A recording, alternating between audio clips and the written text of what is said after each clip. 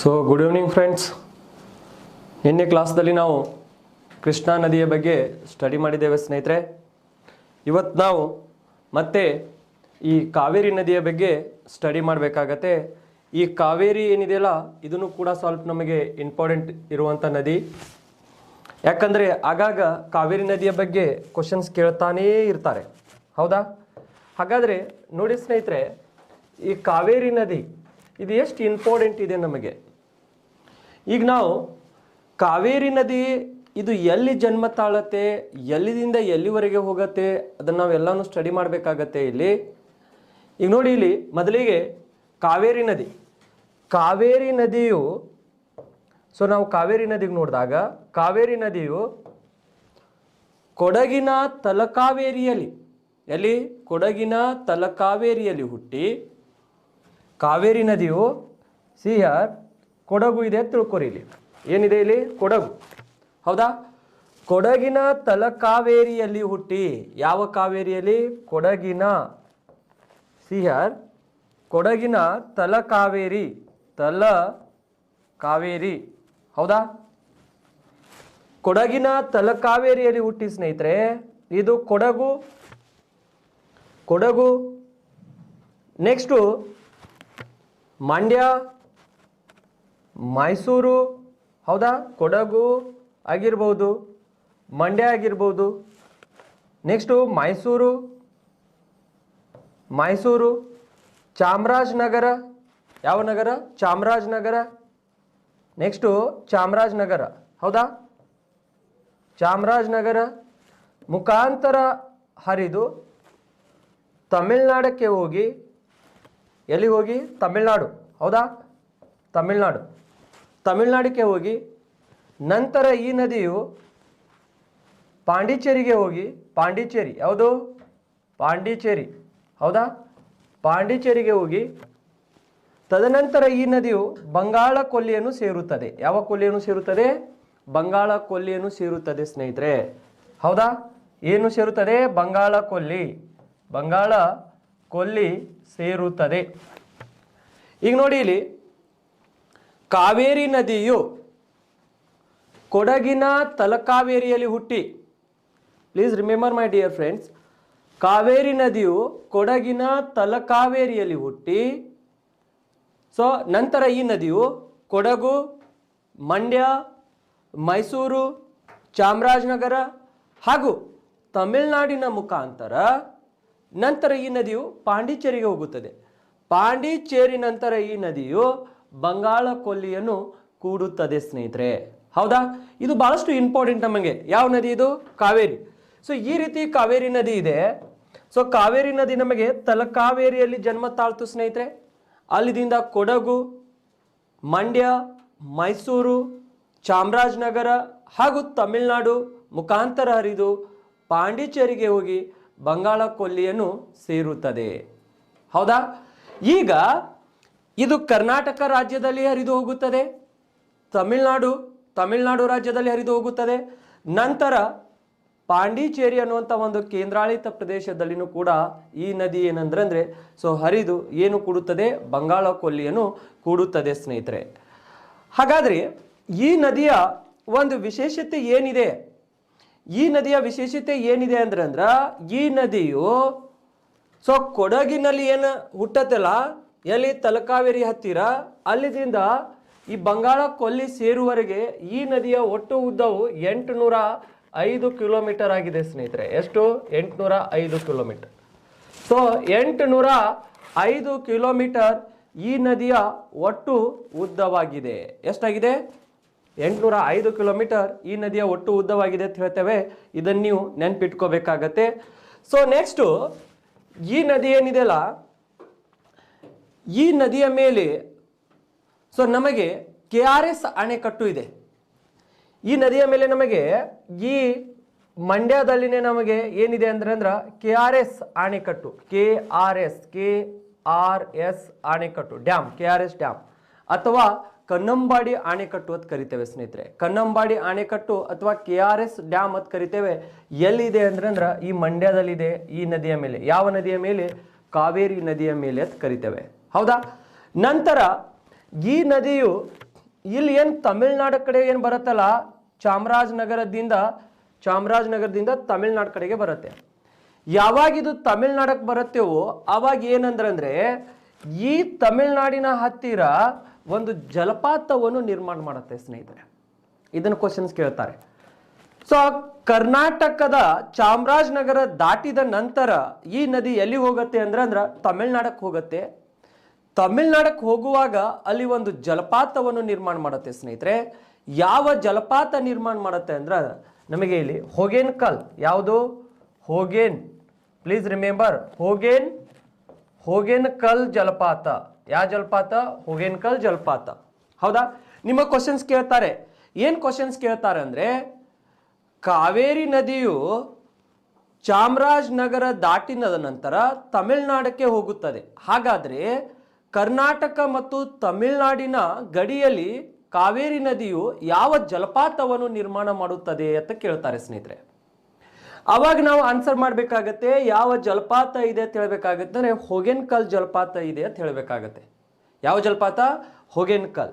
So ನಂತರ ಈ ಹೊಗೇನಕಲ್ ಜಲಪಾತ ನಿರ್ಮಾಣ ಮಾಡಿ ಈ ನದಿ ಎಲ್ಲಿ ಹೋಗುತ್ತೆ ಅಂದ್ರೆ ತಮಿಳ್ನಾಡಿನ ನಂತರ ಪಾಂಡಿಚೇರಿಗೆ ಹೋಗ್ಬಿಡುತ್ತೆ. ಪಾಂಡಿಚೇರಿ ನಂತರ ಬಂಗಾಳ ಕೊಲ್ಲಿಯನ್ನು ಸೇರುತ್ತೆ. ಯಾವ ನದಿ? ಕಾವೇರಿ. ಹಾಗಾದ್ರೆ ಸ್ನೇಹಿತರೆ ಈ ಕಾವೇರಿ ನದಿಯಲ್ಲಿ ಏನು ವಿಶೇಷತೆ ಇದೆ? ಈ ಕಾವೇರಿ ನದಿಯಲ್ಲಿ ನಾವು ಅಂದೇವೆ ಯಾಕಂದ್ರ ಕೊಡಗಿನಲ್ಲಿ ಹುಡ್ತು ತಲಕಾವೇರಿಯಲ್ಲಿ, ನೆಕ್ಸ್ಟು KRS ಡ್ಯಾಮ್ ಬತ್ತು ಈ ನದಿಯ ಮೇಲೆ, ನೆಕ್ಸ್ಟ್ ಒಂದು ಹೊಗೇನಕಲ್ ಜಲಪಾತ ಬತ್ತು. ಸೊ ಈ ರೀತಿ ಈ ನದಿಯ ಒಂದು ವಿಶೇಷತೆ ಇದೆ. ನೆಕ್ಸ್ಟ್ 805 ಕಿಲೋಮೀಟರ್ ಈ ನದಿ ಉದ್ದ ಹರಿಯುತ್ತೆ. ಎಷ್ಟು? 805 ಕಿಲೋಮೀಟರ್. ಹಾಗಾದ್ರೆ ಈ ನದಿ 805 ಕಿಲೋಮೀಟರ್ ಉದ್ದ ಹರಿಯುತ್ತೆ ಅಂದ್ರೆ ಕರ್ನಾಟಕದಲ್ಲಿ ಎಷ್ಟು ಕಿಲೋಮೀಟರ್ ಉದ್ದ ಹರಿದು ಹೋಗುತ್ತದೆ? ಇದು ಕರ್ನಾಟಕದಲ್ಲಿ 380 ಕಿಲೋಮೀಟರ್ ಉದ್ದ ಹರಿದು ಹೋಗುತ್ತದೆ. ಎಷ್ಟು? 380 ಕಿಲೋಮೀಟರ್. ಹಾಗಾದ್ರೆ ನೋಡಿ ಸ್ನೇಹಿತರೆ, ನಾವಿಲ್ಲಿ ಕೃಷ್ಣಾ ನದಿ ನೋಡಿದಾಗ ಕೃಷ್ಣಾ ನದಿಯು ಕರ್ನಾಟಕದಲ್ಲಿ 480 ಕಿಲೋಮೀಟರ್ ಉದ್ದ ಹರಿದು ಹೋಗ್ತಾ ಇತ್ತು. ಹೌದಾ? ಈಗ ಕಾವೇರಿ ನದಿ ಕರ್ನಾಟಕದಲ್ಲಿ ಇದರ ಸೊ ಎಷ್ಟು ಉದ್ದ ಇದೆ ಅಂದ್ರೆ 380 ಕಿಲೋಮೀಟರ್ ಇದೆ. ಹಾಗಾದ್ರೆ ಈ ನದಿ ಏನಾಗಿದೆ ಅಂದ್ರೆ ಕರ್ನಾಟಕದಲ್ಲಿ ಎರಡನೆಯ ಅತಿ ಉದ್ದವಾಗಿ ಹರಿದು ಹೋಗುವಂತ ನದಿ ಇದು. ಕೃಷ್ಣಾ ನದಿಯ ನಂತರ ಯಾವುದು? ಕಾವೇರಿ ನದಿ. ಹೌದಾ? ಹಾಗಾದ್ರೆ ಈ ಕಾವೇರಿ ನದಿಯು ನಮಗೆ ಎಲ್ಲಿ ಕಂಡು ಬರುತ್ತೆ ಅಂದ್ರೆ ದಕ್ಷಿಣ ಕರ್ನಾಟಕದಲ್ಲಿ ಈ ನದಿ ನಮಗೆ ಕಂಡು ಬರುತ್ತೆ. ಈಗ ನೋಡಿ, ನಾವು ಇಲ್ಲಿ ನೋಡ್ಬೋದು ಒಂದು ಕರ್ನಾಟಕ ಮ್ಯಾಪಿಂದ ಮುಖಾಂತರ ನಾವು ಸಿಂಪಲ್ ಮ್ಯಾಪ್ ಹಾಕೋದು ಮುಖಾಂತರ ನಾವು ನೋಡ್ಬೋದು. ಈ ರೀತಿ ಈ ನದಿ ಈ ರೀತಿ ಬರುತ್ತೆ ಸ್ನೇಹಿತರೆ. ಹಾಗಾದ್ರೆ ಇದು ದಕ್ಷಿಣ ಕರ್ನಾಟಕ ಅಂತ ಹೇಳ್ತೇವೆ. ಎಲ್ಲಿದಿಂದ? ಕೊಡಗುದಿಂದ ಬತ್ತು. ಹೌದಾ? ಸೊ ಕೊಡಗುದಿಂದ ಈ ನದಿ ಬರುವಾಗ ಈ ರೀತಿ ಕರ್ನಾಟಕ ಮ್ಯಾಪ್ನಾಗ ನಾವು ನೋಡಿದಾಗ ಈ ರೀತಿ ಈ ನದಿ ಬರುತ್ತೆ. ಇಲ್ಲಿ ನಮಗೆ ಮುಂದೆ ತಮಿಳ್ನಾಡು ಬತ್ತು. ತಮಿಳ್ನಾಡು ಬಂದಾಗ ಇದೇ ಭಾಗದಲ್ಲಿ ನಾನು ಹೇಳಿದೆ ನಿಮಗೆ ಯಾವ ಜಲಪಾತ ಇದೆ ಅಂತ, ಹೊಗೇನಕಲ್ ಜಲಪಾತ. ಈ ಮ್ಯಾಪಿನ ಮುಖಾಂತರ ನೋಡ್ಬೋದು, ಈ ಮ್ಯಾಪಿನ ಮುಖಾಂತರನು ಕೂಡ ನೀವು ಅಬ್ಸರ್ವೇಷನ್ ಮಾಡ್ಬೋದು. ಹಾಗಾಗಿ ಇದು 380 ಕಿಲೋಮೀಟರ್ ಕರ್ನಾಟಕದಲ್ಲಿ ಹರಿಯುತ್ತೆ. ಈ ನದಿ ಏನಿದೆಯಲ್ಲ ಇದಕ್ಕೆ ನಾವು ಏನಂತ ಕರಿತೇವೆ ಅಂದ್ರೆ ಕರ್ನಾಟಕದ ದಕ್ಷಿಣ ಗಂಗೆ ಅಂತ ಕರಿತೇವೆ ಇದಕ್ಕೆ. ಹೌದಾ? ಯಾವುದಕ್ಕ? ಕಾವೇರಿ ನದಿಗೆ. ಪ್ಲೀಸ್ ರಿಮೆಂಬರ್, ಕಾವೇರಿ ನದಿಗೆ ನಾವು ಕರ್ನಾಟಕದ ದಕ್ಷಿಣ ಗಂಗೆ ಅಂತ ಕರಿತೇವೆ ಸ್ನೇಹಿತರೆ. ಕೆಲವೊಬ್ರು ನನಗೆ ಸರ್ ಸ್ಟೇಟ್ ಬುಕ್ದಲ್ಲಿ ಈ ರೀತಿ ಕೇಳಿದ್ದಾರೆ ಅಂತ ನಿನ್ನೆ ನಾನು ನಂಬರ್ ಕೊಟ್ಟ ನಂತರ ಕೆಲವೊಬ್ರು ವಾಟ್ಸಪ್ಗೆ ಹಾಕಿದ್ರು, ಸರ್ ಭಾರತದ ದಕ್ಷಿಣ ಗಂಗೆ ಅಂತ ನಾವು ಕಾವೇರಿ ನದಿಗೆ ಕರಿತೇವೆ ಸರ್, ಸ್ಟೇಟ್ ಬುಕ್ದಲ್ಲಿ ಈ ರೀತಿ ಇದೆ.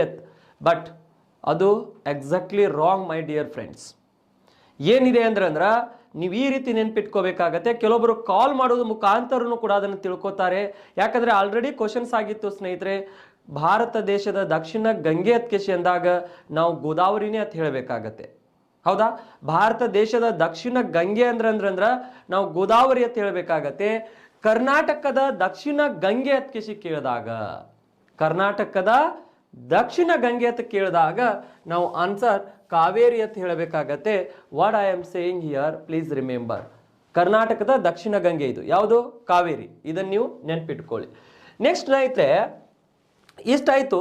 ಹಾಗಾದ್ರೆ ಈ ನದಿ ಏನಿದೆಯಲ್ಲ, ಈ ಕಾವೇರಿ ನದಿ, ಸೊ ಈ ನದಿ ಬಹಳಷ್ಟು ಪ್ರಸಿದ್ಧವಾಗಿದೆ. ಎಲ್ಲಿ? ದಕ್ಷಿಣ ಕರ್ನಾಟಕದಲ್ಲಿ. ಹೌದಾ? ಹಾಗಾಗಿ ಈ ನದಿಗೆ ನಾವು ಏನಂತ ಕರಿತೇವೆ ಅಂದ್ರೆ ದಕ್ಷಿಣ ಕರ್ನಾಟಕದ ಒಂದು ಜೀವ ನದಿ ಅಂತ ಕರಿತೇವೆ. So life of the south Karnataka. ಹೌದಾ? ದಕ್ಷಿಣ ಕರ್ನಾಟಕದ ಜೀವ ನದಿ ಯಾವುದು? ಕಾವೇರಿ. ಇದನ್ನು ನೀವು ನೆನ್ಪಿಟ್ಕೋಬೇಕಾಗತ್ತೆ. ಓಕೆ, ನೆಕ್ಸ್ಟು ಈ ನದಿಯಲ್ಲಿ ಏನಿದೆ ಅಂದ್ರ ಸೊ ಒಂದು ಮೀನು ಕಂಡು ಬರುತ್ತೆ.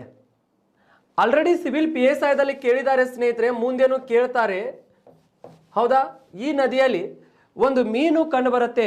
ಯಾವ ಮೀನು ಕಂಡು ಬರುತ್ತೆ ಅಂದ್ರೆ ಹಂಪ್ಡ್ ಬ್ಯಾಕ್ ಮಹಸೀರ್ ಮೀನು. ಯಾವ ಮೀನು? ಹಂಪ್ಡ್ ಬ್ಯಾಕ್. ಇಲ್ಲಿ ನೋಡಿ, ಈ ನದಿಯಲ್ಲಿ ಒಂದು ಮೀನು ಕಂಡು ಬರುತ್ತೆ, ಹಂಪ್ಡ್. ಯಾವುದು? Humped back. Humped back mahseer. Humped back mahseer. ಹೌದಾ? ಮಹಸೀರ್ ಮೀನು ಕಂಡು ಬರುತ್ತೆ ಸ್ನೇಹಿತರೆ. ಹಂಪ್ಡ್ ಬ್ಯಾಕ್ ಮಹಸೀರ್ ಅನ್ನುವಂಥ ಮೀನು ಈ ನದಿ ಒಳಗೆ ಕಂಡು ಬರುತ್ತೆ. ಯಾವ ನದಿ ಒಳಗೆ ಅಂದ್ರೆ ಕಾವೇರಿ ನದಿಯ ಒಳಗೆ. ನಿಮ್ಮ ಕ್ವಶನ್ಸ್ ಕೇಳ್ತಾರೆ, ಕಾವೇರಿ ನದಿ ಒಳಗ ಅತಿ ಪ್ರಸಿದ್ಧವಾಗಿ ಕಂಡು ಬರುವಂತ ಮೀನು ಯಾವ್ದು ಕೇಳಿದಾಗ ಹಂಪ್ಡ್ ಬ್ಯಾಕ್ ಮಹಸೀರ್ ಮೀನು ಅಂತ ಹೇಳಬೇಕಾಗತ್ತೆ ಸ್ನೇಹಿತರೆ. ಈ ಹಂಪ್ಡ್ ಬ್ಯಾಕ್ ಮಹಸೀರ್ ಮೀನು ಏನಿದೆಯಲ್ಲ, ಇದಕ್ಕೆ ನಾವು the tiger of Kaveri river ಅಂತ ಕರಿತೇವೆ. ಏನಂತ ಕರಿತೇವೆ? The tiger of Kaveri river ಅಂತ ಕರಿತೇವೆ ಇದಕ್ಕ. ಹೌದಾ? ಯಾವ ಮೀನಿಗೆ? ಹಂಪ್ಡ್ ಬ್ಯಾಕ್ ಮಹಸೀರ್ ಮೀನಿಗೆ the tiger of Kaveri river ಅಂತ ಕರಿತೇವೆ. ಸೊ ಮತ್ತೆ ಸಿಹಿ ನೀರಿನ ಮೀನು ಅಂತ ಕರಿತೇವೆ. ಸಿಹಿ ನೀರಿನ ಮೀನು ಯಾಕಂದ್ರೆ ನದಿ ಒಳಗೆ ಸಿಹಿ ನೀರು ಇರುತ್ತೆ, ಹಾಗಾಗಿ ಸಿಹಿ ನೀರಿನ ಮೀನು ಅಂತ ಕರಿತೇವೆ. ಈ ಮೀನು ಕಾವೇರಿ ನದಿ ಮತ್ತು ಕಾವೇರಿ ನದಿಯ ಉಪನದಿಯಾದಂಥ ಭವಾನಿ ಮತ್ತು ಕಪಿಲಾ ನದಿಯಲ್ಲಿನೂ ಕಂಡುಬರುತ್ತೆ. ಇವೆರಡು ಅಂಶಗಳನ್ನು ನೆನ್ಪಿಟ್ಕೋರಿ. ಕಾವೇರಿ ನದಿಯಲ್ಲಿನೂ ಕಂಡುಬರುತ್ತೆ ಮತ್ತು ಕಾವೇರಿ ನದಿಯ ಉಪನದಿಗಳಾದಂಥ ಸೊ ಭವಾನಿ ಮತ್ತು ಕಪಿಲಾ ಇವೆರಡರಲ್ಲಿನೂ ಕೂಡ ಇದು ಕಂಡು ಬರುತ್ತೆ.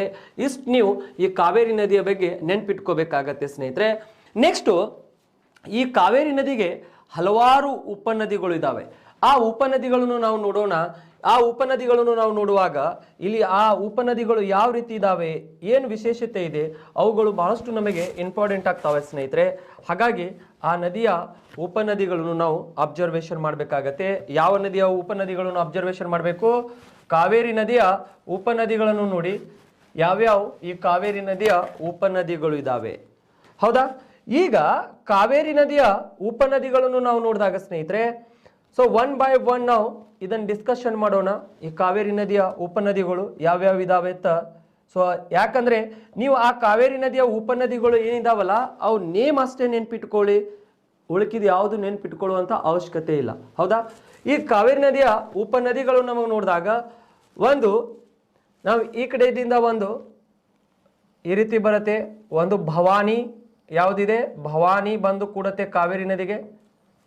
ಭವಾನಿ. ಹೌದಾ? ಯಾವ ನದಿ ಇದೆ? ಭವಾನಿ. ಭವಾನಿ ಅನ್ನುವಂಥದ್ದು ಇದರ ಉಪನದಿ. ಯಾವುದು? ಭವಾನಿ. ಭವಾನಿ ಆದ ಮೇಲೆ ಸ್ನೇಹಿತರೆ ನಮಗೆ ನೆಕ್ಸ್ಟು ಲೋಕಪಾವನಿ ಈ ರೀತಿ ಬಂದು ಕೂಡತ್ತೆ ಇದಕ್ಕ. ಯಾವುದು? ಲೋಕಪಾವನಿ. ಭವಾನಿ ಆದ ಮೇಲೆ ಲೋಕಪಾವನಿ. ಲೋಕಪಾವನಿ. ಲೋಕಪಾವನಿ ಒಂದು ಭವಾನಿ, ಇನ್ನ ಒಂದು ಲೋಕಪಾವನಿ. ನೆಕ್ಸ್ಟ್ ಈ ನದಿಗೆ ಬಂದು ಕೂಡತ್ತೆ ಒಂದು ಕಪಿಲಾ. ಯಾವುದು? ಕಪಿಲಾ. ಈ ರೀತಿ ಬಂದು ಕೂಡತ್ತೆ ಕಪಿಲಾ. ಕಪಿಲಾ. ಹೌದಾ? ಯಾವ ನದಿ? ಕಪಿಲಾ. ಕಪಿಲಾ ಆದಮೇಲೆ ನಮಗೆ ಈ ರೀತಿ ಇನ್ನೊಂದು ಇದರ ಉಪನದಿ ಬಂದು ಇದಕ್ಕೆ ಕೂಡತ್ತೆ. ಸೊ ಎಲ್ಲಿಂದ ಬರುತ್ತೆ, ಎಲ್ಲಿ ಬಂದು ಕೂಡತ್ತೆ ಅದ್ರ ಬಗ್ಗೆ ನೀವು ತಲೆ ಕೆಡಿಸ್ಕೋಬೇಡಿ. ಅದರ ಉಪನದಿಗಳು ಯಾವ ಅಷ್ಟೇ ನೆನ್ಪಿಟ್ಕೊಳ್ಳಿ. ಒಂದು ಭವಾನಿ, ಇನ್ನೊಂದು ಲೋಕಪಾವನಿ, ಕಪಿಲಾ. ನೆಕ್ಸ್ಟು ಸುವರ್ಣಾವತಿ. ಇದು ಸುವರ್ಣಾವತಿ. ಸುವರ್ಣಾವತಿ. ಹೌದಾ? ಸುವರ್ಣಾವತಿ ನದಿ ಇದೆ. ಸೊ ಸುವರ್ಣಾವತಿ ನದಿ ಒಂದು ಭವಾನಿ, ಲೋಕಪಾವನಿ, ಕಪಿಲಾ, ಸುವರ್ಣಾವತಿ. ಆಮೇಲೆ ನೆಕ್ಸ್ಟು ಇದರ ಉಪನದಿಗಳು ನಾವು ನೋಡಿದಾಗ ನೆಕ್ಸ್ಟು ಶಿಂಷಾ. ಈ ಕೆಳಗಡೆ ಈ ರೀತಿ ಹೋಗುತ್ತೆ. ಯಾವ ನದಿ ಇದೆ? ಶಿಂಷಾ. ಹೌದಾ? ನೆಕ್ಸ್ಟು ಲಕ್ಷ್ಮಣ ತೀರ್ಥ ಈ ರೀತಿ ಹೋಗುತ್ತೆ ಸ್ನೇಹಿತರೆ, ಹೋಗಿ ಕೂಡತ್ತೆ. ಯಾವುದು? ಲಕ್ಷ್ಮಣ ತೀರ್ಥ.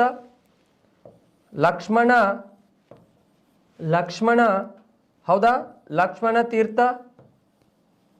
ಯಾವುದಿದೆ? ಲಕ್ಷ್ಮಣ ತೀರ್ಥ, ನೆನ್ಪಿಟ್ಕೊಳ್ಳಿ. ಲಕ್ಷ್ಮಣ ತೀರ್ಥ ಇದರ ಉಪನದಿ ಇದೆ.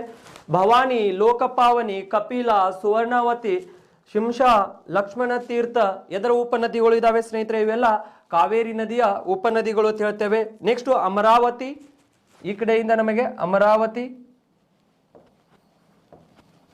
ಅಮರಾವತಿ ಯಾವುದಿದೆ? ಅಮರಾವತಿ, ಹೌದಾ? ಅಮರಾವತಿ ನದಿ ಇದೆ.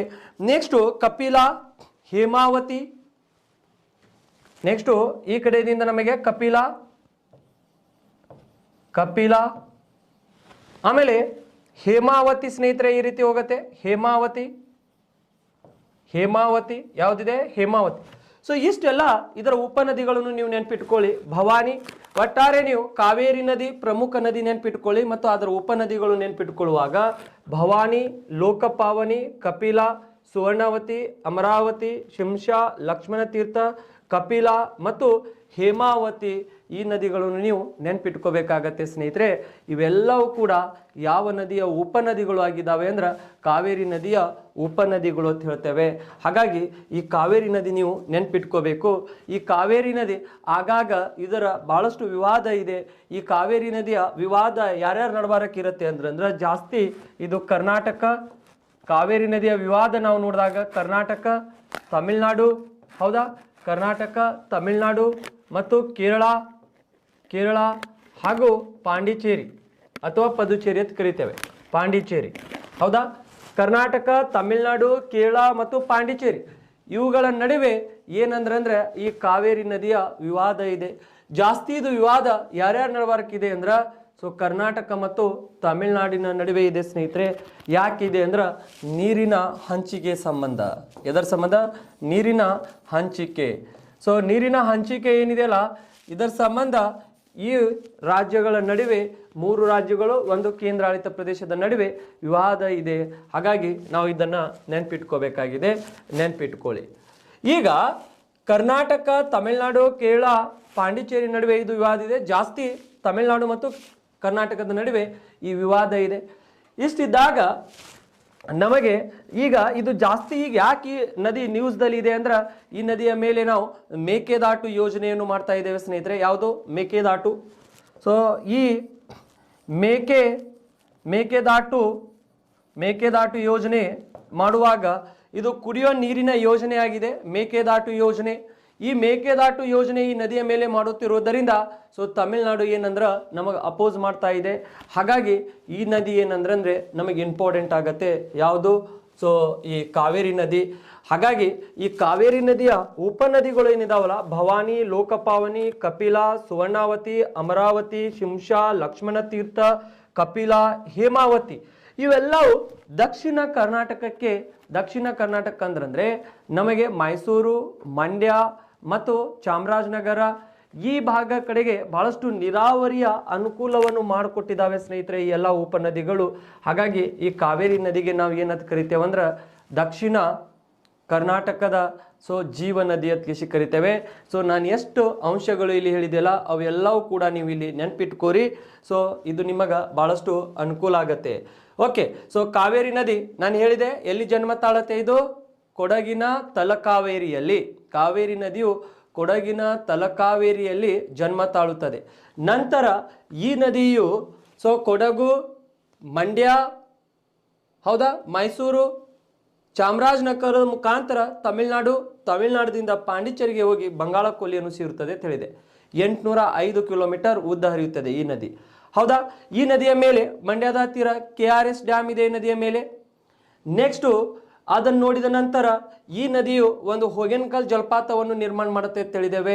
ಸೊ ನೆಕ್ಸ್ಟು ಈ ನದಿ ಕರ್ನಾಟಕದಲ್ಲಿ 380 ಕಿಲೋಮೀಟರ್ ಉದ್ದ ಹರಿಯುವುದರಿಂದ ಈ ನದಿಗೆ ದಕ್ಷಿಣ ಕರ್ನಾಟಕದ ಸೊ ನಾವು ಜೀವ ನದಿ ಅಂತ ಕರಿತೇವೆ. ನೆಕ್ಸ್ಟು ದಕ್ಷಿಣ ಕರ್ನಾಟಕದ ದಕ್ಷಿಣ ಗಂಗೆಯನ್ನು ಅದಕ್ಕೆ ಕೂಡ ಕರಿತೇವೆ ನಾವು.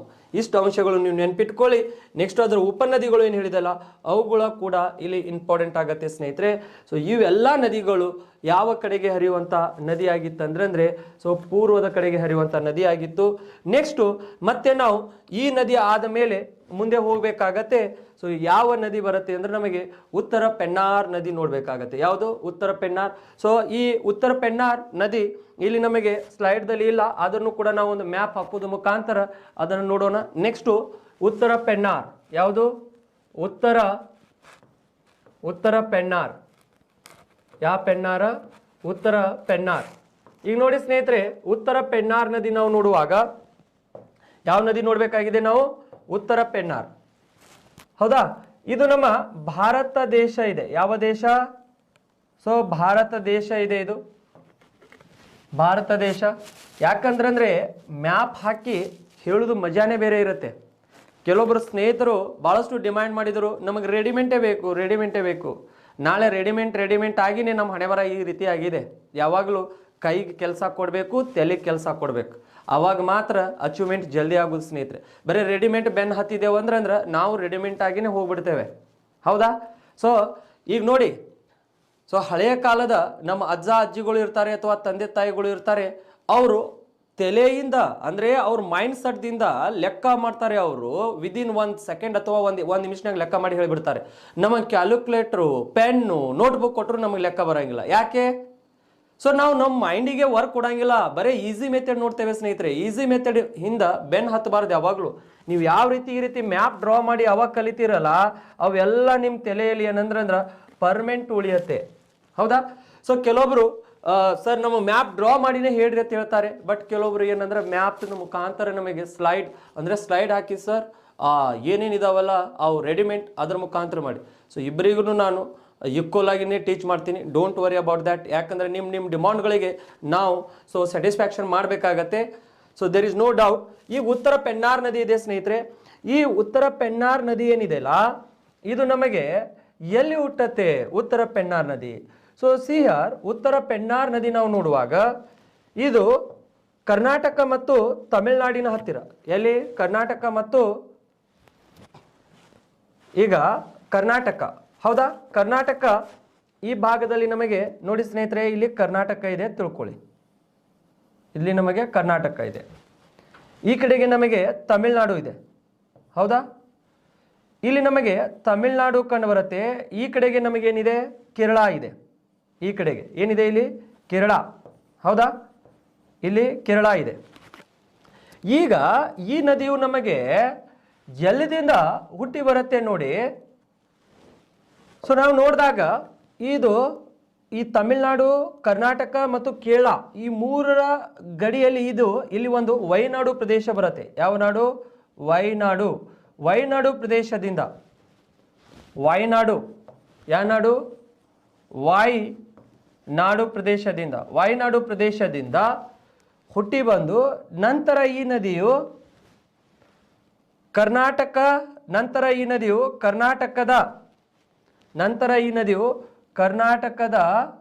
ತುಮಕೂರು,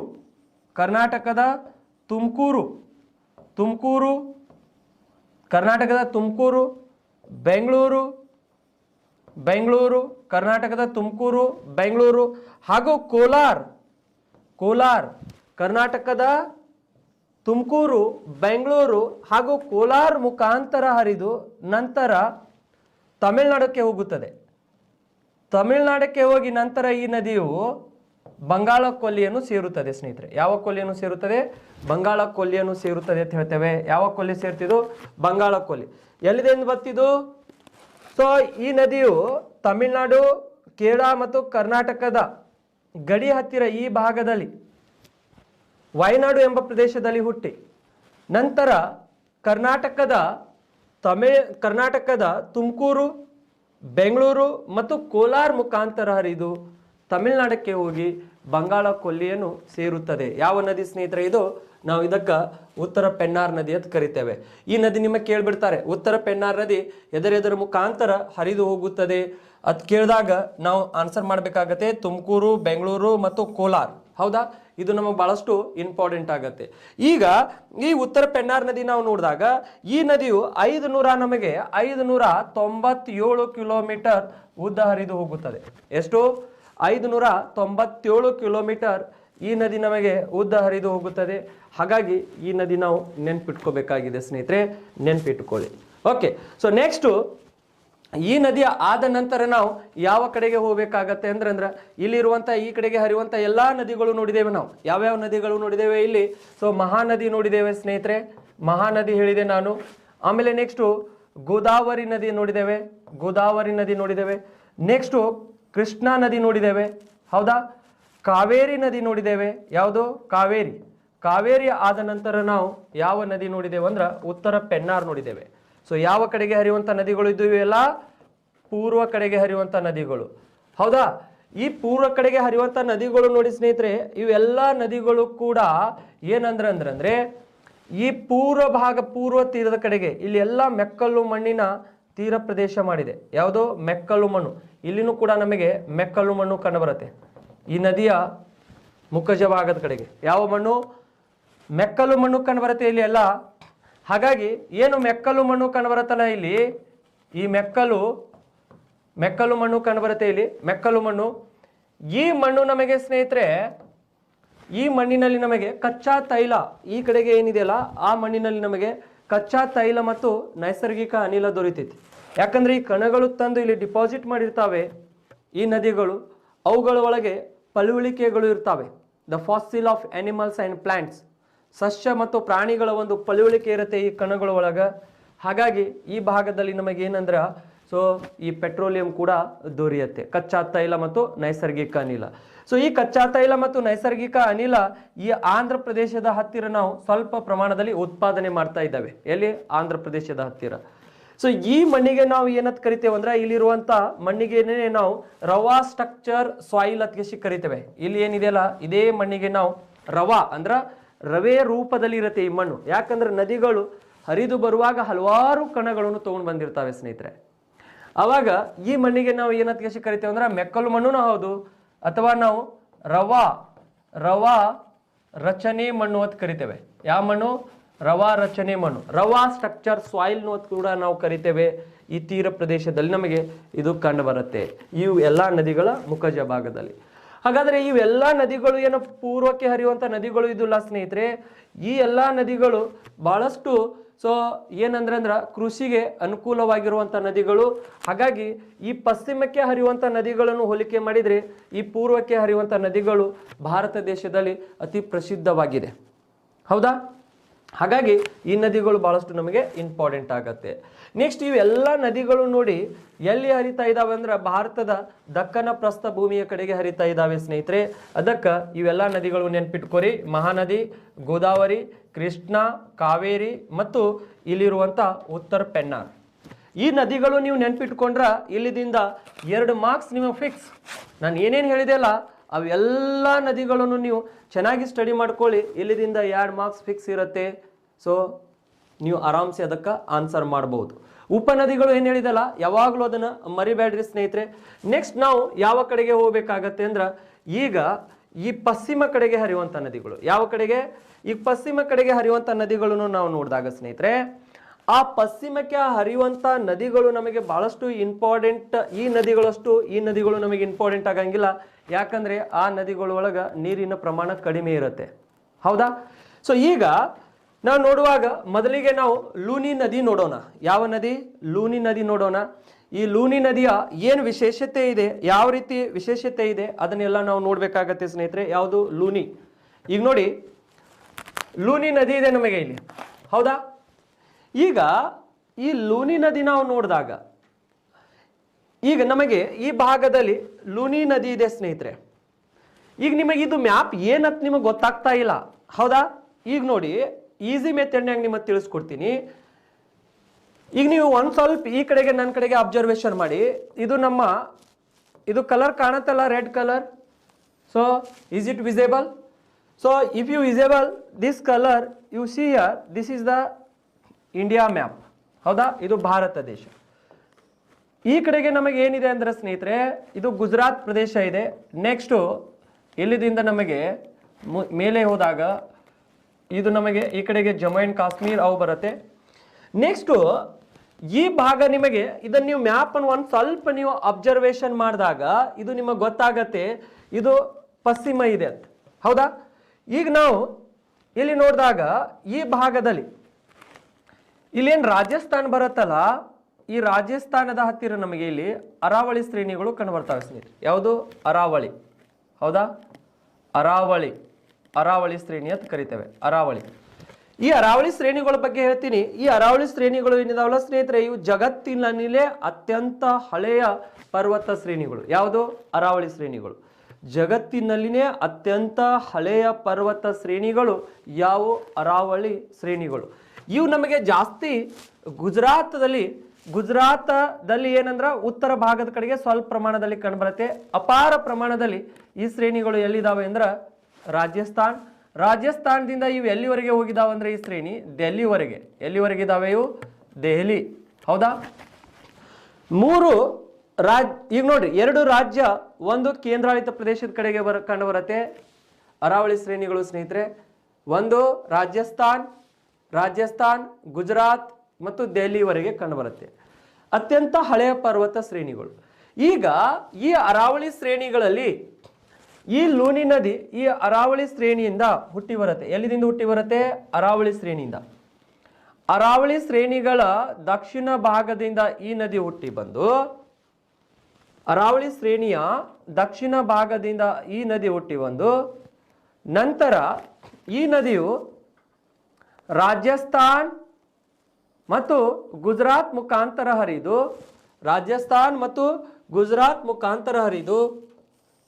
ಅರಬ್ಬಿ ಸಮುದ್ರವನ್ನು ಸೇರುತ್ತದೆ. ಯಾವ ಸಮುದ್ರವನ್ನು ಸೇರುತ್ತದೆ? ಅರಬ್ಬಿ ಸಮುದ್ರ. ಯಾಕಂದ್ರೆ ಇಲ್ಲಿ ನಮಗೆ ಅರಬ್ಬಿ ಸಮುದ್ರ ಕಂಡು ಬರುತ್ತೆ ಸ್ನೇಹಿತರೆ. ಯಾವ ಸಮುದ್ರ? ಅರಬ್ಬಿ ಸಮುದ್ರವನ್ನು ಸೇರುತ್ತದೆ. ಈಗ ಇದೇ ಸೇಮ್ ಲೂನಿ ನದಿ ನಾವು ಏನಿದೆ ಅಲ್ಲ, ಈ ನದಿಯನ್ನು ನಾವು ಇಲ್ಲಿ ಮ್ಯಾಪ್ನ್ಯಾಗ ನೋಡಿದಾಗ ಸ್ನೇಹಿತರೆ ಇಲ್ಲಿದೆ ನೋಡಿ. ಇಲ್ಲಿ ನಮಗೆ ಅರಾವಳಿ ಶ್ರೇಣಿಗಳು ಕಂಡು ಬರ್ತಾವೆ. ಇಲ್ಲೆಲ್ಲ ಅರಾವಳಿ ಶ್ರೇಣಿಗಳು, ಹೌದಾ? ಅರಾವಳಿ ಶ್ರೇಣಿಗಳು ಇದಾವೆ. ನೆಕ್ಸ್ಟ್ ಈ ನದಿಯನ್ನು ನಾವು ನೋಡಿದಾಗ ಸ್ನೇಹಿತರೆ, ಈ ಲೂನಿ ನದಿಯು ಈ ಅರಾವಳಿ ಶ್ರೇಣಿಗಳ ದಕ್ಷಿಣ ಭಾಗದಿಂದ, ಹೌದಾ? ಅರಾವಳಿ ಶ್ರೇಣಿಗಳ ಒಂದು ದಕ್ಷಿಣ ಭಾಗದಿಂದ ಹುಟ್ಟಿ, ನಂತರ ಈ ನದಿಯು ರಾಜಸ್ಥಾನ್ ಹಾಗೂ ಗುಜರಾತ್ ಮುಖಾಂತರ ಹರಿದು ಇದು ಎಲ್ಲಿಗೆ ಬರುತ್ತೆ ಅಂದ್ರೆ ನಮಗೆ ಈ ಅರಬ್ಬಿ ಸಮುದ್ರಕ್ಕೆ ಬಂದು ಸೇರುತ್ತೆ. ಯಾವುದು? ಲೂನಿ ನದಿ. ಹೌದಾ? ಯಾವ ಶ್ರೇಣಿಯಲ್ಲಿ ಹುಟ್ಟಿದ್ದು? ಅರಾವಳಿ ಶ್ರೇಣಿಯಲ್ಲಿ ಹುಟ್ಟಿತು ಲೂನಿ ನದಿ. ನೆಕ್ಸ್ಟ್ ರಾಜಸ್ಥಾನ್, ಗುಜರಾತ್ ಮುಖಾಂತರ ಹರಿದು ಅರಬ್ಬಿ ಸಮುದ್ರಕ್ಕೆ ಬಂತು ಸ್ನೇಹಿತರೆ. ಹಾಗಾದ್ರೆ ಇದು ನಮಗೆ ಮೈನರ್ ರಿವರ್. ಇದು ಮಳೆಗಾಲದಲ್ಲಿ ಮಾತ್ರ ಇದರಲ್ಲಿ ನೀರು ತುಂಬಿ ಹರಿಯುತ್ತೆ. ಆಮೇಲೆ ಬೇಸಿಗೆ ಸಮಯದಲ್ಲಿ ಇದರಲ್ಲಿ ನೀರು ಏನಾಗತ್ತೆ ಅಂದ್ರೆ ಡ್ರೈ ಆಗಿಬಿಡುತ್ತೆ ಸ್ನೇಹಿತರೆ. ಈಗ ನೀವು ನೋಡ್ಬೋದು ಈ ನದಿ ಏನಾಗತ್ತೆ ಅಂದ್ರ ಈ ಅರಬ್ಬಿ ಸಮುದ್ರ ಸೇರೋಕ್ಕಿಂತ ಮುಂಚೆನೆ ಈ ನದಿ ಏನಂದ್ರ ಸಂಪೂರ್ಣವಾಗಿ ಆ ನದಿಯ ಒಂದು ಏನಾಗ್ಬಿಡತ್ತೆ ಅಂದ್ರ ಜಲಯಾನ ಪ್ರದೇಶ ಖಾಲಿ ಆಗ್ಬಿಡತ್ತೆ. ಅಂದ್ರೆ ಈ ಭಾಗ ಸೇರೋಕ್ಕಿಂತ ಮುಂಚೆನೆ ಈ ನದಿಯ ನೀರು ಏನಂದ್ರ ರಾಜಸ್ಥಾನ್ ಮತ್ತು ಗುಜರಾತ್ದಲ್ಲಿನೇ ಬತ್ತಿ ಹೋಗ್ಬಿಡುತ್ತೆ ಸಂಪೂರ್ಣವಾಗಿ. ಯಾಕಂದ್ರೆ ಈ ನದಿ ಒಳಗೆ ನೀರಿನ ಪ್ರಮಾಣ ಏನಂದ್ರೆ ಕಡಿಮೆ ಇರುತ್ತೆ ಸ್ನೇಹಿತರೆ. ಹಾಗಾಗಿ ಈ ನೀರು ಸಂಪೂರ್ಣವಾಗಿ ಏನಾಗತ್ತೆ ಅಂದ್ರೆ ಕಡಿಮೆ ಇರುವುದರಿಂದ ರಾಜಸ್ಥಾನ್ ಮತ್ತು ಗುಜರಾತ್ದಲ್ಲಿನೇ ಬತ್ತಿ ಹೋಗ್ಬಿಡುತ್ತೆ. ಬತ್ತಿ ಹೋಗುವುದರಿಂದ ನಮಗ ಕ್ವಶನ್ಸ್ ಕೇಳ್ತಾರೆ, ಭಾರತ ದೇಶದಲ್ಲಿನೇ ಹುಟ್ಟಿ ಭಾರತ ದೇಶದಲ್ಲಿನೇ ಬತ್ತಿ ಹೋಗುವಂತ ಏಕೈಕ ನದಿ ಯಾವ್ದಕ್ಕೆ ಕೇಳ್ತಾರೆ ಸ್ನೇಹಿತರೆ. ಯಾವ್ದಿದೆ ಅಂದ್ರೆ ಅದು ಲೂನಿ ನದಿ ಇದೆ. ಯಾವ ನದಿ ಇದೆ ಇದು? ಲೂನಿ ನದಿ ಅಂತ ಕರಿತೇವೆ ನಾವು. ಯಾವ ನದಿ? ಲೂನಿ ನದಿ ಅಂತ ನೆನ್ಪಿಟ್ಕೊಳ್ಳಿ. ಹೌದಾ? ಭಾರತ ದೇಶದಲ್ಲಿನೇ ಹುಟ್ಟಿ ಭಾರತ ದೇಶದಲ್ಲಿನೇ ತನ್ನ ಜಲಯಾನ ಪ್ರದೇಶವನ್ನು ಖಾಲಿ ಮಾಡಿಕೊಳ್ಳುವಂತ ಏಕೈಕ ನದಿ ಯಾವ್ದಿದೆ ಅಂದ್ರೆ ಅದು ಲೂನಿ ನದಿ ಅಂತ ಕರಿತೇವೆ ಸ್ನೇಹಿತರೆ. ಗೊತ್ತಾಯ್ತಾ? ಇದನ್ನ ನೀವು ನೆನ್ಪಿಟ್ಕೊಳ್ಳಿ. ಯಾಕಂದ್ರೆ ಇದರ ಮೇಲೆ ಕ್ವಶನ್ಸ್ ಕೇಳ್ತಾರೆ ನಿಮಗೆ. ಹಾಗಾದ್ರೆ ಈ ನದಿಯು 497 ಕಿಲೋಮೀಟರ್ ವರೆಗೆ ಉದ್ದ ಹರಿಯುತ್ತದೆ. ಎಷ್ಟು? 497 ಕಿಲೋಮೀಟರ್ ವರೆಗೆ ಉದ್ದ ಹರಿಯುತ್ತೆ ಸ್ನೇಹಿತರೆ. ಹಾಗಾಗಿ ನೀವು ಈ ನದಿಯನ್ನು ನೆನ್ಪಿಟ್ಕೋಬೇಕಾಗತ್ತೆ. ಗೊತ್ತಾಯ್ತಾ? ಸೊ ನೆಕ್ಸ್ಟ್ ಈ ನದಿಯ ವಿಶೇಷತೆ ಏನಿದೆ ಅಂದ್ರೆ ಸ್ನೇಹಿತರೆ, ಈ ನದಿಯ ನೀರು ಉಪ್ಪಾಗಿರತ್ತೆ. ಈ ನದಿಯ ನೀರು ಉಪ್ಪಾಗಿರುತ್ತೆ. ಹೌದಾ? ಯಾಕಂದ್ರೆ this river water is salty. ಯಾಕಾಗಿದೆ ಅಂದ್ರೆ ಈ ನದಿ ಇಲ್ಲಿ ರಾಜಸ್ಥಾನದಲ್ಲಿರುವಂತ ಈ ಕಡೆಗೆ ನಮಗೆ ಥಾರ್ ಮರುಭೂಮಿ ಏನಿದೆ ಅಲ್ಲ, ಥಾರ್ ಥಾರ್ ಮರುಭೂಮಿಯ ಮುಖಾಂತರ ಹರಿದು ಹೋಗೋದರಿಂದ ಆ ಮರುಭೂಮಿ ಏನಿದೆಯಲ್ಲ ಆ ಮರುಭೂಮಿ ಸ್ವಲ್ಪ ಉಪ್ಪುಪ್ಪಾಗಿದೆ. ಯಾಕಂದ್ರೆ ಯಾವಾಗಲೂ ಮರುಭೂಮಿಗಳು ಏನಂದ್ರೆ ಉಪ್ಪುಪ್ಪಾಗಿರ್ತಾವೆ ಸ್ನೇಹಿತರೆ. ಆ ಮರುಭೂಮಿಯಲ್ಲಿ ಮಳೆ ಆದಾಗ ಮಳೆ ಏನಾಗತ್ತೆ ಅಂದ್ರೆ ಸೊ ಅಲ್ಲಿ ಇರುವಂತ ಬರೀ ನೀರನ್ನು ಮಾತ್ರ ಸೂರ್ಯನ ಕಿರಣಗಳು ಹೀರ್ಕೊಂಡ್ ಬಿಡ್ತಾವೆ, ಅಲ್ಲಿ ಇರುವಂತ ಉಪ್ಪಿನಾಂಶವನ್ನು ಅಲ್ಲೇ ಬಿಟ್ಬಿಡುತ್ತೆ. ಹಾಗಾಗಿ ಉಪ್ಪಿನಾಂಶ ಇರುತ್ತೆ ಮರುಭೂಮಿಗಳಲ್ಲಿ. ಆ ಉಪ್ಪಿನಾಂಶ ಇರುವಂತ ಮರುಭೂಮಿಗಳಲ್ಲಿ ಇವು ಹರಿದು ಹೋಗುವುದರಿಂದ ಈ ನದಿಯ ಏನಾಗಿದೆ ಅಂದ್ರೆ ಇದು ಉಪ್ಪುಪ್ಪಾಗಿದೆ ಅಂತ ನಾವು ಹೇಳ್ಬಹುದು. ಯಾವ ನದಿ? ನಮಗೆ ಲೂನಿ ನದಿ. ಇದನ್ನು ನೀವು ನೆನ್ಪಿಟ್ಕೋಬೇಕಾಗತ್ತೆ. ಇಲ್ಲಿದಿಂದ ನಿಮಗೆ ಒಂದು ಕ್ವಶನ್ಸು ಕೇಳ್ತಾರೆ. ಭಾರತ ದೇಶದಲ್ಲಿನೇ ಹುಟ್ಟಿ ಭಾರತ ದೇಶದಲ್ಲಿನೇ ತನ್ನ ಜಲಯಾನ ಪ್ರದೇಶವನ್ನು ಖಾಲಿ ಮಾಡಿಕೊಳ್ಳುವಂತಹ ಏಕೈಕ ನದಿ ಯಾವುದಂದ್ರೆ ಲೂನಿ ನದಿ ಅಂತ ಕರಿತೇವೆ ಸ್ನೇಹಿತರೆ. ಅರಾವಳಿ ಏನುಗಳು ಏನಿದಾವಲ್ಲ ಈ ಅರಾವಳಿ ಪರ್ವತಗಳ ಶ್ರೇಣಿಯಿಂದ ಈ ನದಿ ಹುಟ್ಟಿ ಬರುತ್ತೆ. ಅರಾವಳಿ ಶ್ರೇಣಿಗಳ ಬಗ್ಗೆ ಹೇಳ್ತೀನಿ. ಇವು ಅತ್ಯಂತ ಹಳೆಯ ಪರ್ವತ ಶ್ರೇಣಿಗಳು ಅಂತ ಹೇಳಿದೆ, ಹೌದಾ? ಹಾಗಾದ್ರೆ ಈ ಅರಾವಳಿ ಶ್ರೇಣಿಗಳ ಮೇಲೆ ಮೊನ್ನೆ PSI ಎಕ್ಸಾಮ್ದಲ್ಲಿನೂ ಕ್ವಶನ್ ಕೇಳಿದ್ರು ನೋಡ್ರಿ ಸ್ನೇಹಿತರೆ. ಜಗತ್ತಿನಲ್ಲಿನೇ ಅತ್ಯಂತ ಹಳೆಯ ಪುರಾತನ ಶ್ರೇಣಿಗಳು ಯಾವ ಕ್ವಶನ್ಸ್ ಕೇಳಿದ್ರು. ಯಾವುದು? ಅರಾವಳಿ ಶ್ರೇಣಿ. 2 ಸರ್ತಿ ಆಯ್ತಿದ್ದು ಸಿವಿಲ್ PSI ಕೇಳ್ತಾ ಇರುವಂತದ್ದು ಕ್ವಶನ್ಸ್. ಎದ್ರ ಬಗ್ಗೆ? ಅರಾವಳಿ ಶ್ರೇಣಿಗಳು. ಸೊ ನಾನು ಎಲ್ಲ ಶ್ರೇಣಿಗಳು ಯಾವ್ಯಾವ ಇದಾವೆ ಅಂತ ಮತ್ತೆ ಇನ್ನೊಮ್ಮೆ ನಾನು ಡಿಸ್ಕಷನ್ ಮಾಡ್ತೀನಿ. ದಕ್ಷಿಣ ಭಾರತದಲ್ಲಿರುವಂತಹ ಶ್ರೇಣಿಗಳು, don't worry about that.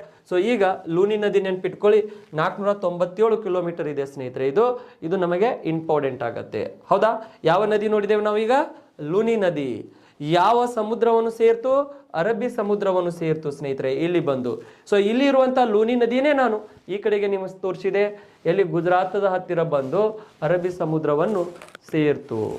Okay, so next ಇಲ್ಲಿದಿಂದ ನಾವು ಮುಂದೆ ಹೋಗೋಣ ಸ್ನೇಹಿತರೆ. ಮುಂದೆ ಹೋದಾಗ ಲೂನಿ ನದಿ ಆದ ನಂತರ ನಾವು ಮುಂದಿನ ನದಿ ನಾವು ನೋಡಿದಾಗ ಸೊ ನೋಡಿ ಮುಂದಿನ ನದಿ ಯಾವ್ದು ಬರುತ್ತೆ, ಯಾವ ರೀತಿ ಇದೆ, ಅವುಗಳನ್ನು ನಾವು ಒಂದು ಸ್ವಲ್ಪ ಅಬ್ಸರ್ವೇಷನ್ ಮಾಡಬೇಕಾಗತ್ತೆ.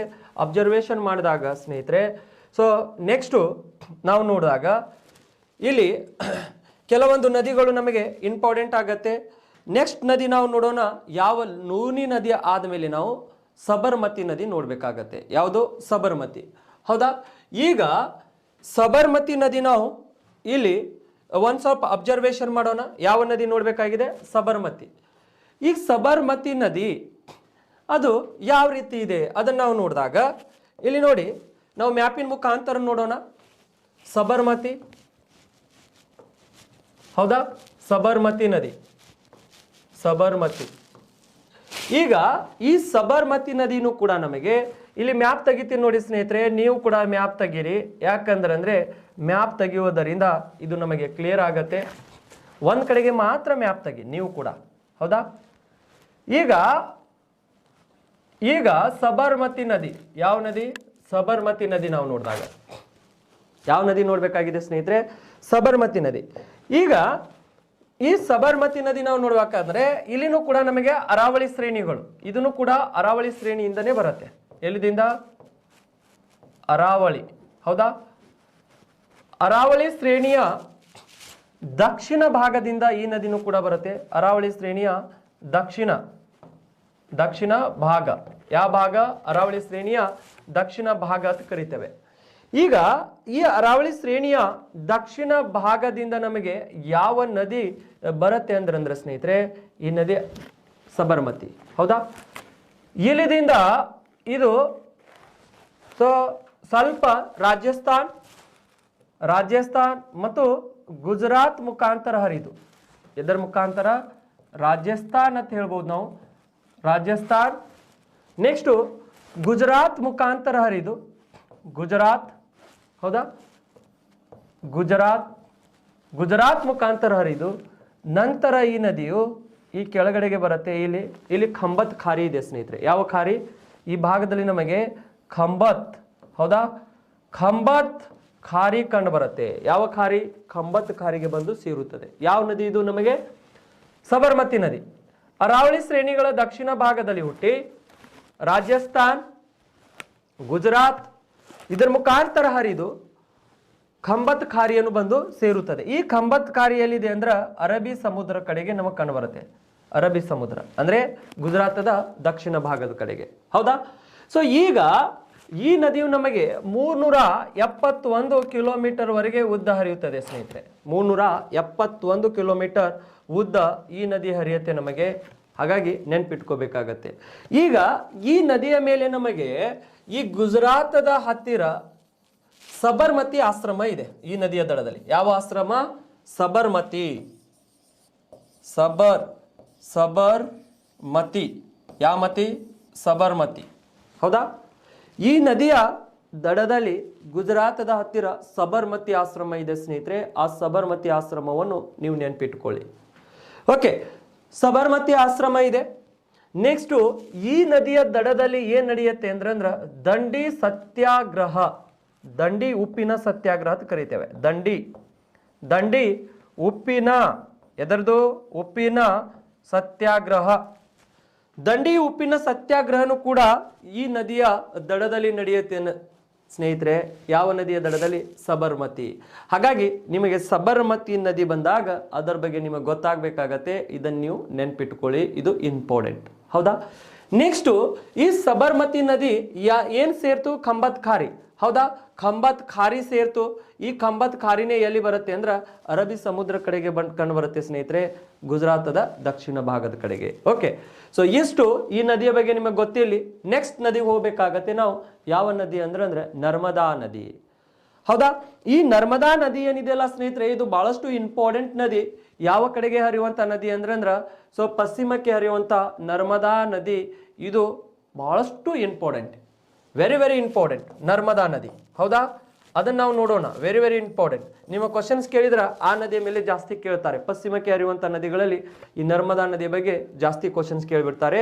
ಬನ್ನಿ ನೋಡೋಣ ನರ್ಮದಾ ನದಿ ಯಾವ ರೀತಿ ಇದೆ ಅಂತ ನಾವು ನೋಡಿದಾಗ. ಸೊ PPT ಮುಖಾಂತರ ಅದ್ರ ಒಂದ್ ಸ್ವಲ್ಪ ಇಮೇಜ್ ನೋಡ್ಕೊಳ್ಳೋಣ, ಮತ್ತೆ ಅದ್ರ ಮುಖಾಂತರ ನಾವು ಡಿಸ್ಕಷನ್ ಮಾಡೋಣ. ನೋಡಿ ನರ್ಮದಾ ನದಿ. ಹೌದಾ? ಯಾವುದು?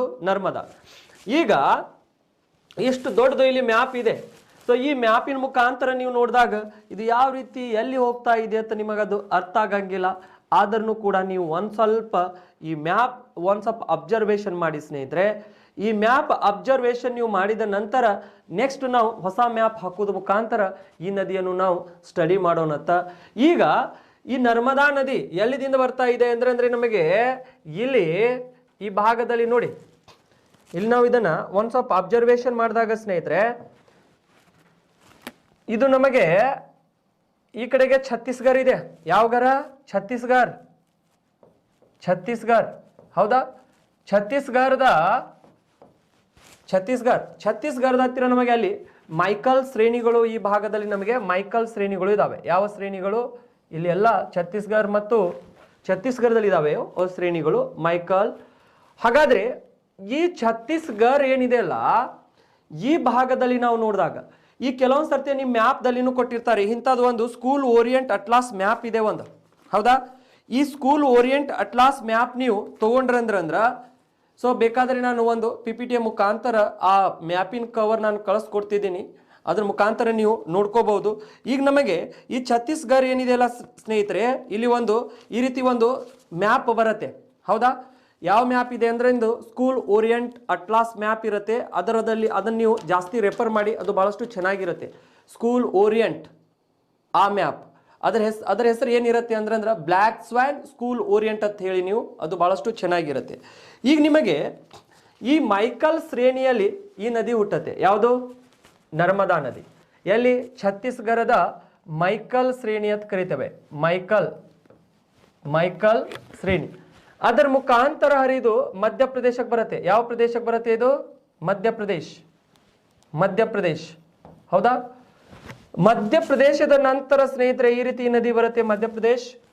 ಮಧ್ಯಪ್ರದೇಶಕ್ಕೆ ಬಂದ ನಂತರ ಈ ನದಿ ಎಲ್ಲಿಗೆ ಬರುತ್ತೆ ಅಂದ್ರ ಈ ಕಡೆಗೆ ಮಹಾರಾಷ್ಟ್ರ. ಎಲ್ಲಿಗೆ ಬಂತು? ಮಹಾರಾಷ್ಟ್ರ. ಈ ಭಾಗದಲ್ಲಿ ಮಹಾರಾಷ್ಟ್ರ. ನೆಕ್ಸ್ಟ್ ಮಹಾರಾಷ್ಟ್ರ ಗಡಿಯ ನಂತರ ಈ ನದಿ ಎಲ್ಲಿಗೆ ಹೋಗುತ್ತೆ ಅಂದ್ರ ನಾವು ಹೇಳ್ಬಹುದು ಇದು ಸ್ವಲ್ಪ ರಾಜಸ್ಥಾನ್ ಗಡಿಯ ಕಡೆಗೆ. ರಾಜಸ್ಥಾನದ ಗಡಿಯ ನಂತರ ಈ ನದಿ ಮತ್ತೆ ಎಲ್ಲಿ ಹೋಗುತ್ತೆ ಅಂದ್ರೆ ನಮಗೆ ಸೊ ಗುಜರಾತ್. ಎಲ್ಲಿ? ಗುಜರಾತದ ನಂತರ ಈ ನದಿ ಏನ್ ಸೇರುತ್ತೆ ಅಂದ್ರ ಖಂಬತ್ ಖಾರಿ ಸೇರುತ್ತೆ. ಯಾವ ಖಾರಿ ಸೇರುತ್ತೆ ಸ್ನೇಹಿತರೆ? ಖಂಬತ್ ಖಾರಿ ಸೇರುತ್ತೆ. ಹೌದಾ? ಸೊ ಈಗ ನರ್ಮದಾ ನದಿಯು ಛತ್ತೀಸ್ಗಢದ ಮೈಕಲ್ ಶ್ರೇಣಿಯಲ್ಲಿ ಹುಟ್ಟಿ, ಛತ್ತೀಸ್ಗಢದ ಮೈಕಲ್ ಶ್ರೇಣಿಯ ಹತ್ತಿರ ಹುಟ್ಟಿ, ನಂತರ ಈ ನದಿಯು ಮಧ್ಯಪ್ರದೇಶ್ ಹಾಗೂ ಮಹಾರಾಷ್ಟ್ರ, ಮಹಾರಾಷ್ಟ್ರ, ನಂತರ ರಾಜಸ್ಥಾನ್, ತದನಂತರ ಗುಜರಾತ್ ಇದರ ಮುಖಾಂತರ ಹರಿದು ಖಂಬತ್ ಖಾರಿಯನ್ನು ಸೇರುತ್ತದೆ. ಯಾವುದು? ಖಂಬತ್ ಖಾರಿ ಸೇರುತ್ತೆ ಸ್ನೇಹಿತರೆ. ಇದು ಖಂಬತ್ ಖಾರಿ ಸೇರ್ತು. ಈಗ ಈ ನದಿಯು ಯಾವ ಒಂದು ಈ ಭಾಗದಲ್ಲಿ ಯಾವ ಒಂದು ನದಿ ಮುಖಜ ಭೂಮಿಯನ್ನು ನಿರ್ಮಾಣ ಮಾಡುತ್ತೆ ಅಂದ್ರ, ಈ ನದಿಯು ನದಿ ಅಳಿವೆ ಮುಖಜ ಭೂಮಿ ನಿರ್ಮಾಣ ಮಾಡುತ್ತೆ. ಇಲ್ಲಿ ಯಾವುದು? ನದಿ ಅಳಿವೆ. ಯಾವ ಅಳಿವೆ ಇದು? ನದಿ ಅಳಿವೆ ಮುಖಜ ಭೂಮಿ ನಿರ್ಮಾಣ ಮಾಡುತ್ತೆ. ನದಿ ಅಳಿವೆ ಮುಖಜ ಭೂಮಿ, ಮುಖಜ ಭೂಮಿ ಅಂತ ಕರಿತೇವೆ ಸ್ನೇಹಿತರೆ. ನದಿ ಅಳಿವೆ ಮುಖಜ ಭೂಮಿ ಅಂತ ಕರಿತೇವೆ. ಈ ನದಿ ಅಳಿವೆ ಮುಖಜ ಭೂಮಿ ಬಹಳಷ್ಟು ನಮಗೆ ಇಂಪಾರ್ಟೆಂಟ್ ಆಗತ್ತೆ, ಅದನ್ನು ನೀವು ನೆನ್ಪಿಟ್ಕೋಬೇಕಾಗತ್ತೆ. ಯಾವುದು? ನದಿ ಅಳಿವೆ ಮುಖಜ ಭೂಮಿ ಅಂದ್ರೆ ಇಶ್ಚುರೈನ್ ಡೆಲ್ಟಾ ಅಂತ ಕರಿತೇವೆ ಸ್ನೇಹಿತರೆ. ಅದಕ್ಕೆ ನಾವು ಏನಂತ ಕರಿತೇವೆ? ಇಶ್ಚುರೈನ್ ಡೆಲ್ಟಾ. ನದಿ ಅಳಿವೆ ಅಂದ್ರೆ ಇಶ್ಚುರೈನ್ ಡೆಲ್ಟಾ. ಸಿಹಿ ನೀರು ಮತ್ತು ಉಪ್ಪು ನೀರು ಕುಡುವುದು, ಜಾಸ್ತಿ ಸಿಹಿ ನೀರು ಮತ್ತು ಉಪ್ಪು ನೀರು ಕುಡುವುದಕ್ಕೆ ನಾವು ನದಿ ಅಳಿವೆ ಮುಖಜ ಭೂಮಿ ಅಂತ ಕರಿತೇವೆ. ಈಗ ನರ್ಮದಾ ನದಿಯ ಅದರ ಒಂದು ಮುಖಜ ಭಾಗ ಯಾವುದಾಗಿದೆ ಅಂದ್ರೆ ನದಿ ಅಳಿವೆ ಮುಖಜ ಭಾಗ ಆಗಿದೆ ಅಂತ ಹೇಳ್ತೇವೆ ಸ್ನೇಹಿತರೆ. ಇದು ಬಹಳಷ್ಟು ಇಂಪಾರ್ಟೆಂಟ್ ಇದೆ, ನಮಗೆ ಇದನ್ನು ನೀವು ನೆನ್ಪಿಟ್ಕೋಬೇಕಾಗತ್ತೆ. ಸೊ ಕೆಲವೊಂದು ಸರ್ತಿ ಇಂಗ್ಲಿಷ್ನಾಗ ನಾವು ಇಶ್ಚುರೈನ್ ಡೆಲ್ಟಾ ಅಂತ ಕರಿತೇವೆ, ಅದನ್ನು ಕೂಡ ಕರೆಕ್ಟೇ. ನರ್ಮದಾ ನದಿ ಅಳಿವೆ ಮುಖಜ ಭೂಮಿನೂ ಅಂದ್ರೂ ಕರೆಕ್ಟ್, ಇಶ್ಚುರೈನ್ ಡೆಲ್ಟಾ ಅಂದ್ರೂ ಕೂಡ ಕರೆಕ್ಟ್ ಆಗತ್ತೆ. ಹಾಗಾದ್ರೆ ಈ ನದಿ ನಮಗೆ 1312 ಕಿಲೋಮೀಟರ್ ಉದ್ದ ಹರಿಯುತ್ತೆ ಸ್ನೇಹಿತರೆ. ಎಷ್ಟು? 1312 ಕಿಲೋಮೀಟರ್ ಉದ್ದ ಹರಿದು ಹೋಗುವಂತ ನದಿ ಆಗಿದೆ ಇದು. ಯಾವುದಂದ್ರೆ ನರ್ಮದಾ. ನೆಕ್ಸ್ಟ್ ಈ ನರ್ಮದಾ ನದಿ ಏನಿದೆಯಲ್ಲ ಸ್ನೇಹಿತರೆ, ಇದು 2 ಶ್ರೇಣಿಗಳ ಮುಖಾಂತರ ಹರಿದು ಹೋಗುತ್ತದೆ. ಒಂದು ವಿಂಧ್ಯ ಶ್ರೇಣಿ. ಯಾವ ಶ್ರೇಣಿ? ವಿಂಧ್ಯ, ಮಧ್ಯಪ್ರದೇಶದಲ್ಲಿ ಕಂಡು ಬರುತ್ತೆ. ವಿಂಧ್ಯ ಶ್ರೇಣಿ ಅಂತ ಕರಿತೇವೆ. ಯಾವ ಶ್ರೇಣಿ? ವಿಂಧ್ಯ ಶ್ರೇಣಿ. ಈ ವಿಂಧ್ಯ ಶ್ರೇಣಿಗಳು ಇದಾವೆ ಇಲ್ಲಿ. ಈ ವಿಂಧ್ಯ ಶ್ರೇಣಿಗಳು ಈ ರೀತಿ ಚಾಚಿದಾವೆ ಮಧ್ಯಪ್ರದೇಶದಲ್ಲಿ. ವಿಂಧ್ಯ ಶ್ರೇಣಿ ಹಾಗೂ ಅದ ಕೆಳಗಡೆಗೆ ನಾವು ನೋಡಿದಾಗ ಈ ಭಾಗದಲ್ಲಿ ಇನ್ನೂ ಒಂದು ಶ್ರೇಣಿ ಇದೆ ನಮಗೆ ಮಧ್ಯಪ್ರದೇಶದಲ್ಲಿ, ಸಾತ್ಪುರ ಶ್ರೇಣಿ. ಯಾವ ಶ್ರೇಣಿ? ಸಾತ್ಪುರ. ಯಾವ ಶ್ರೇಣಿ ಇದಾವ ಸ್ನೇಹಿತರೆ? ಸಾತ್ಪುರ ಶ್ರೇಣಿ. ಇವೆರಡು ಶ್ರೇಣಿಗಳು ನೆನ್ಪಿಟ್ಕೋಬೇಕಾ? ಈ ಕ್ವಶನ್ಸ್ ಕೇಳ್ತಾರೆ ನಿಮಗೆ.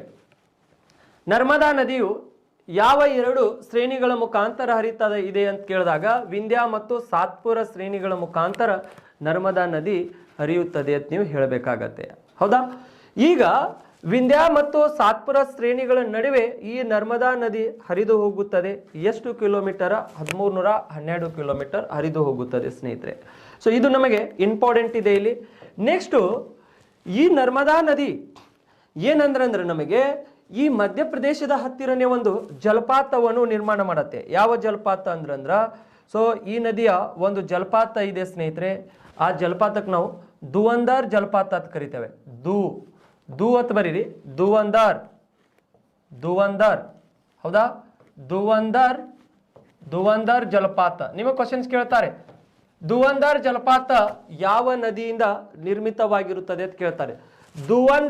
ಧುವಂದಾರ್ ಜಲಪಾತವು ನರ್ಮದಾ ನದಿಯಿಂದ ನಿರ್ಮಿತವಾಗಿರುತ್ತದೆ. ಹೌದಾ? ಯಾವ ನದಿಯಿಂದ? ನರ್ಮದಾ ನದಿಯಿಂದ ಧುವಂದಾರ್ ಜಲಪಾತ ನಿರ್ಮಿತವಾಗಿರುತ್ತದೆ ಸ್ನೇಹಿತರೆ. ಇದನ್ನು ಕೂಡ ನೀವು ನೆನ್ಪಿಟ್ಕೋಬೇಕಾಗತ್ತೆ, ನೆನ್ಪಿಟ್ಕೊಳ್ಳಿ. ನೆಕ್ಸ್ಟು ಈ ನರ್ಮದಾ ನದಿಯ ಒಂದು ಪ್ರಮುಖ ಉಪನದಿ ಇದೆ ಸ್ನೇಹಿತರೆ. ಇದರ ಪ್ರಮುಖ ಉಪನದಿ ನಾವು ನೋಡಿದಾಗ ಒಂದು ಮಧ್ಯಪ್ರದೇಶ ಕಡೆಯಿಂದ ಬಂದು ಮಧ್ಯಪ್ರದೇಶದಲ್ಲಿನೇ ಕೂಡುತ್ತೆ. ಇದರ ಪ್ರಮುಖ ಉಪನದಿ ನಾವು ನೋಡಿದಾಗ ಈ ಭಾಗದಲ್ಲಿ ವರ್ಣ. ಇದರ ಪ್ರಮುಖ ಉಪನದಿ ಯಾವುದಂದ್ರೆ ಇದಕ್ಕೆ ನಾವು ವರ್ಣ ಅಂತ ಕರಿತೇವೆ. ಏನು? ವರ್ಣ ಇದರ ಪ್ರಮುಖ ಉಪನದಿ. ಎದರದು? ಸೊ ಈ ನರ್ಮದಾ ನದಿ. ಹಾಗಾದ್ರೆ ನಿಮ್ಮ ಕ್ವಶನ್ಸ್ ಕೇಳ್ತಾರೆ, ನರ್ಮದಾ ನದಿಯು ಸೀಳು ಕಣಿವೆಯ ಮುಖಾಂತರ ಹರಿಯುವ ನದಿಯಾಗಿದೆ. ಯಾಕಂದ್ರೆ ಇವೆರಡೂ ಶ್ರೇಣಿಗಳನ್ನು ಸೀಳಿ ಈ ನದಿ ಹೋಗಿದೆ. ಯಾವ್ಯಾವ? ವಿಂಧ್ಯ ಶ್ರೇಣಿ ಮತ್ತು ಸಾತ್ಪುರ ಶ್ರೇಣಿ ಎರಡನ್ನೂ ಸೇರಿ ಈ ನದಿ ಹೋಗತ್ತೆ ಸ್ನೇಹಿತರೆ. ಹಾಗಾಗಿ ಈ ನದಿಗೆ ನಾವು ಏನಂತ ಕರಿತೇವೆ ಅಂದ್ರೆ ಸೀಳು ಕಣಿವೆಯ ಮುಖಾಂತರ ಹರಿಯುವ ನದಿ ಅಂತ ಕರಿತೇವೆ. ಇದರ ಮುಖಾಂತರ ಸೀಳು ಕಣಿವೆಯ ಮುಖಾಂತರ ಹರಿಯುವಂಥ ನದಿ ಯಾವುದು? ನರ್ಮದಾ ನದಿ. ನಂತರ ಈ ನದಿಯು ಏನಾಗಿದೆ ಅಂದ್ರೆ ಈ ನದಿ ದಕ್ಷಿಣ ಭಾರತದ ಕಡೆಗೆ ಅಂದ್ರೆ ಕೆಳಗಡೆಗೆ ಹೋಗ್ತಿತ್ತು. ಎಲ್ಲಿ ಅಂದ್ರೆ ಕರ್ನಾಟಕ ಕಡೆ ಬರ್ತಿತ್ತು. ಯಾಕೆ ಕರ್ನಾಟಕ ಕಡೆ ಬರ್ಲಿಲ್ಲ ಅಂದ್ರೆ ಈ ಶ್ರೇಣಿಗಳು ಬಹಳಷ್ಟು ಎತ್ತರ ಇದಾವೆ. ಯಾವ? ಈ ಸಾತ್ಪುರ ಶ್ರೇಣಿಗಳು. ಹಿಂಗೆಲ್ಲ ಈ ಶ್ರೇಣಿಗಳು ಈ ರೀತಿ ಅಡ್ಡ ಬಂದ್ಬಿಟ್ಟಿದಾವೆ. ಅದಕ್ಕ ಈ ನೀರು ಏನಾಗತ್ತೆ ಅಂದ್ರೆ ಸ್ನೇಹಿತರೆ ಹಿಂಗೆ ಹೋಗ್ಬಿಡತ್ತೆ. ಸಪೋಸ್ ಈ ಶ್ರೇಣಿಗಳು ಸಾತ್ಪುರ ಶ್ರೇಣಿಗಳು ಈ ರೀತಿ ಅಡ್ಡ ಬಂದಿರ್ಲಿಕ್ಕಂದ್ರ ಆ ನೀರು ಕೆಳಗಡೆಗೆ ಬರ್ತಿತ್ತು. ಹಾಗಾಗಿ ಇದು ಏನಾಗತ್ತೆ ಅಂದ್ರ ಸೀದಾ ಕಂಬತ್ ಕಾರಿಗೆ ಹೋಗಿ ಸೇರತ್ತೆ. ಯಾವ ನದಿ? ನರ್ಮದಾ ನದಿ. ನೆಕ್ಸ್ಟ್ ಈ ನರ್ಮದಾ ನದಿಯ ಮೇಲೆ ಏನಿದೆ ಅಂದ್ರೆ ಒಂದು ಅಣೆಕಟ್ಟು ಇದೆ. ಏನಿದೆ? ಅಣೆಕಟ್ಟು, ಡ್ಯಾಮ್. ಹಾಗಾದ್ರೆ ಯಾವ ಡ್ಯಾಮ್ ಇದೆ? ಈ ಗುಜರಾತ್ದಲ್ಲಿ ಈ ನದಿಯ ಮೇಲೆ ನಮಗೆ ಸರ್ದಾರ್ ಸರೋವರ ಅಣೆಕಟ್ಟು ಇದೆ. ಯಾವುದಿದೆ? ಸರ್ದಾರ್ ಸರೋವರ ಸರ್ದಾರ್ ಸರೋವರ ಅನ್ನುವಂತಹ ಅಣೆಕಟ್ಟು ಈ ನದಿಯ ಮೇಲೆ ಇದೆ. ಎಲ್ಲಿ? ಗುಜರಾತದಲ್ಲಿ ಸರ್ದಾರ್ ಸರೋವರ ಅಣೆಕಟ್ಟು. ಗೊತ್ತಾಯ್ತಾ? ಈ ಸರ್ದಾರ್ ಸರೋವರ ಏನಿದೆ ಅಲ್ಲ, ಸರ್ದಾರ್ ಅಂತ ಯಾಕಿಟ್ರು? ಸರ್ದಾರ್ ವಲ್ಲಭಾಯ್ ಪಟೇಲ್ ಅವರ ಹೆಸರಿಟ್ಟಿದ್ದಾರೆ. ಉಕ್ಕಿನ ಮನುಷ್ಯದ ಐರನ್ ಮ್ಯಾನ್ ಸರ್ದಾರ್ ವಲ್ಲಭಾಯ್ ಪಟೇಲ್ ಅವರ ಹೆಸರು ಈ ಡ್ಯಾಮಿಗೆ ಇಟ್ಟಿದ್ದಾರೆ.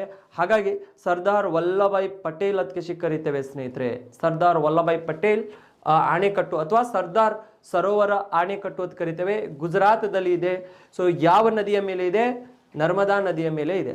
ನೆಕ್ಸ್ಟ್ ಈ ನರ್ಮದಾ ನದಿಯ ಮೇಲೆ ಏನಂದ್ರ ಯುನಿಟಿ ಆಫ್ ಸ್ಟ್ಯಾಚ್ಯೂ ಇದೆ ಸ್ನೇಹಿತರೆ.